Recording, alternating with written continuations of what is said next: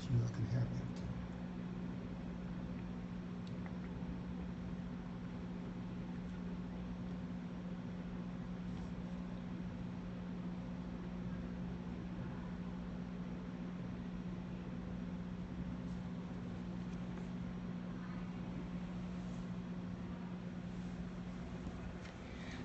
Okay. Hey. Hello. Hello to you too. Dr. Sam Waymon. Yes. Uncle Sam. Uncle Sam. I'm Uncle Sam right now. Uncle Sam, okay, Yes, cool. That's good. So I wanted to talk to you because I know the world has been wondering what's the view of the family.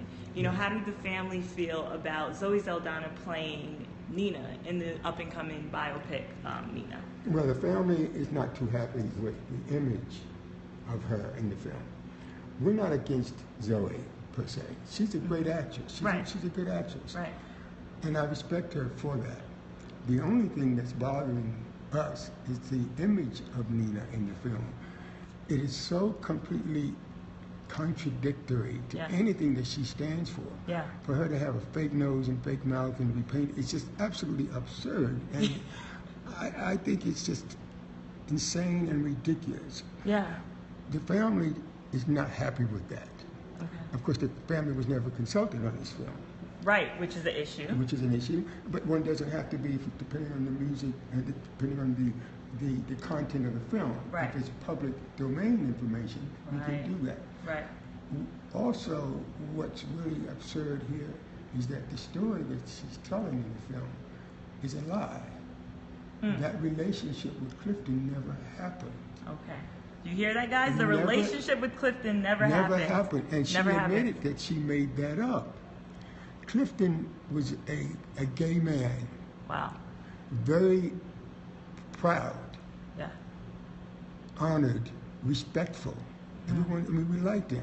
Right. You know, he was a good man that way. Yeah. So by you making him straight in the film to have a love affair with my sister is also denying his legacy. Ooh. And that's what I'm looking at. See. Okay. I look at the broader picture. The whole here. picture. The whole picture. Everybody's been everyone is being raped. Their legacy is being raped. And that's the word I'm using. Wow. Yes. Wow. As I said in I think it was a post, they are trying to rape my sister's legacy. Yeah. They do not get a pass on this one. They don't get a pass. They don't get a pass. No. Are you guys with us? They don't get a pass No, on this one. No, I'm not going to let them do it. As long as I'm alive, I'm going to preach to the rafters about this. The thing that upsets also, it's not just about Nina Simone. Right. It's about the Nina Simone's of the world. It's about all people of color. All people of color. When you absolutely say, I'm going to do a movie about a person's life. Yes. There has to be some honesty in there somewhere. Right. Why wouldn't you contact the family, right? And why would you tell a lie about the person you are making a film about? Right. Particularly someone like my sister who stood for justice, fair play, injustice, discrimination, being treated fairly. And one thing is she wanted all people, particularly black people, to walk around with their head held high, with pride, dignity, grace, who we are. Yes. We have enough trouble with ourselves. Right. We don't need someone from outside to come and say, we love you, but we don't like the fact that your life was really it's not good box office. Exactly. Exactly. Not good box office. It's not good box office. And they use someone who's supposed to be bankable. Okay, but but there are other beautiful black actors. Like who? Who would you think could play Nina? I like India Ari. India Ari, Come to mind. Yeah. Viola Davis comes to mind. Yeah. There's another girl I cannot think of, a lady that I can't think of, but there are many others. Yeah. There are many others. I just think that Zoe was not the right choice. Right. Not for this film. Not for this film. Right. I would have respected Zoe more if she had turned it down. Yeah. If she just said, no, I'm not right for this. Yeah. I know Nina Simone. I know who she is. I just don't think I'm the right person for it. I think that's the dignity and that's the responsibility that we have as entertainers, as singers, as actresses, and people. to step up. And know when to say no, right? Know when to say no. Know when to say no. And I don't know why she did it. I can only surmise it's another credit on her bio sheet. Right. I understand that. Right. Or maybe she thought by making this film that it would up the ante with her reputation. Right. I think if she looked back on this in hindsight, she would. I think she would have had a different choice. Yeah.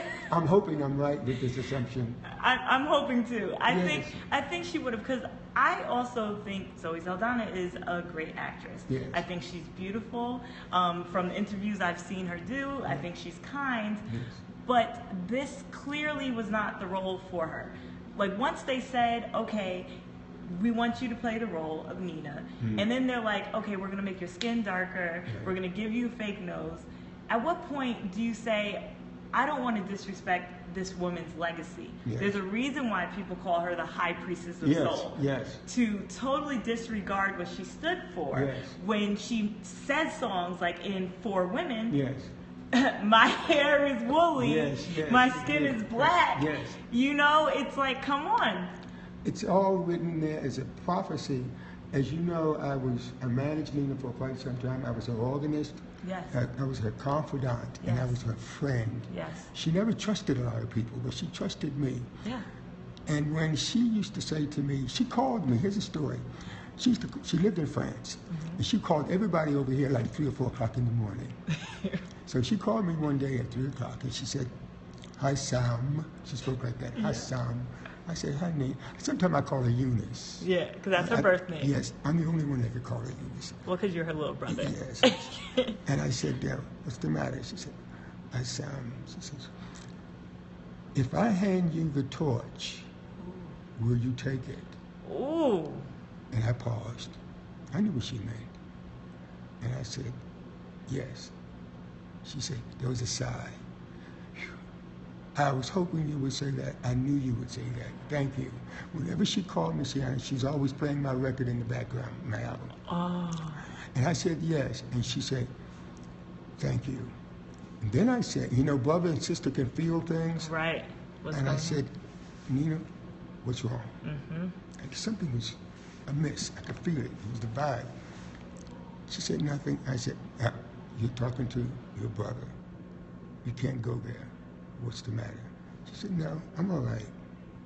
I said, well, I love you. Call me if you want to. She said, Sam, I love you. You're my main man. Thank you. And that was my last conversation with her. Wow. That was my goodbye to my sister. Wow. Okay. Nina and I marched together.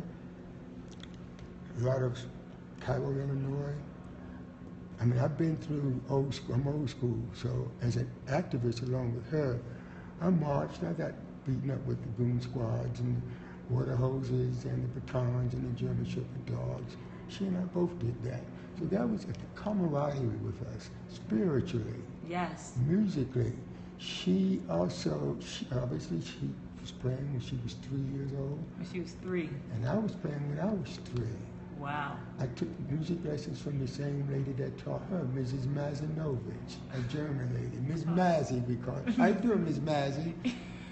So she and I had a connection that I guess they say prodigies have. Yeah, yeah. I would be sitting at the piano. It's like soulmates almost. Yes. Yeah. I'd be sitting at the piano playing, because I had a different style than she. Right. And I'd be playing my R&B numbers and my stuff, and she would be sitting behind me and I would just clap. I got finished. She said, Sam, I love that. And then she'd come over to the piano, and I would be sitting on the piano, and we would play piano together. Yeah. She looked at me and she said, brother, I wish I could play like you. And I looked, I gave her one of those looks. I said, you wish you could play like me? I said, I wish I could play like you. Yes. She said, well, then let's play together. Oh. That's how, a lot of people who don't know how Nina and I performed, we performed together. She played the piano, I played the Hammond organ. And we would look at each other's eyes, and that's how we connected. Yes. All the time. Yes. It was an amazing relationship I had with her. So I understood it. You had to be a little bit crazy yourself to kind of be around someone like that. Right. But, she trusted me. And I had to learn who she was. I respected her. Yeah. So when this whole thing came out about blackface, yeah, or brownface, whatever, because she's brown, I guess, making her browner. Yes, I took it personally because it is my legacy too, the Waymon legacy. Right. Her legacy, Clifton's legacy, everybody's legacy. Everyone's legacy. Her fans. Yeah, her fans are looking at it like that's not my Nina. No, they have to be very, very irate and upset about it. And I mean that they are. Do you feel like the film depicted, I know you said the story was false, but like with the alcohol bottles flowing, being thrown and... Now, I haven't seen the whole film. I've seen the trailers. The trailer, yeah. As much of, well, she threw some bottles around. Yeah. There were some fights between she and Andy. Yeah. Nina and I used to have arguments too. I mean, we would fight like brother and sister. Yeah. But those are emotional things that relationships produce. Right. You're being human with that. That I haven't seen it, so I don't know how it plays in its context of the film. Mm-hmm. I just don't think. Now I don't know if Zoe can play or sing. Okay. I don't know how she's singing in the film. I mean, I don't know if there's a voiceover, I guess. It's probably a voiceover, because I don't think Zoe can play or sing. Yes. I just don't think this is right. Yeah. And it's not right. It isn't right. And we, as people of color, should not let it happen. Yeah. The buck should stop here. Here. And I want people who have any intention or imagination, Hollywood producers who are thinking about doing another film. Let's talk to them about it. Tell them. If you are thinking about making any other film with people of color, I think you're going to step back. We are not jumping back. No. We're not going to give you a pass. You should not rape people's culture and their history for the sake of box office, for the sake of notoriety. You don't have the right to do that to us. No, you don't. You don't. In 1865, we were free. We have a right. We have a right for dignity, grace, and courage to live our lives, to be who we are. Who we are. Yes. Who we are. And who we are. Gifted and black. Absolutely. That's where it's at. That's the name of the game here.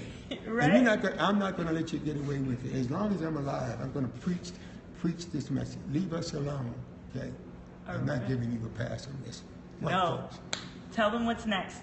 Oh, okay. Well, what's next is, by the way, I want everyone to go to Amazon.com or iTunes and listen to a song I wrote called A Brother's Love, dedicated to my sister.